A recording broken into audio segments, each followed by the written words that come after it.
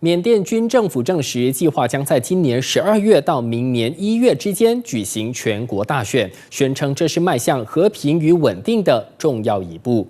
缅甸官方报章缅甸星光报道，军政府领袖敏昂莱星期三在首都内比都出席会议时表示，政府目前正在积极筹备，确保选举能够广泛而有序地进行，还强调投票过程必须自由公正。尽管如此，国际社会普遍质疑缅甸选举的正当性。联合国人权专家就批评，在异议人士被关押、媒体受限、民众无法自由发声的环境下，所谓的选举只是一场幻象。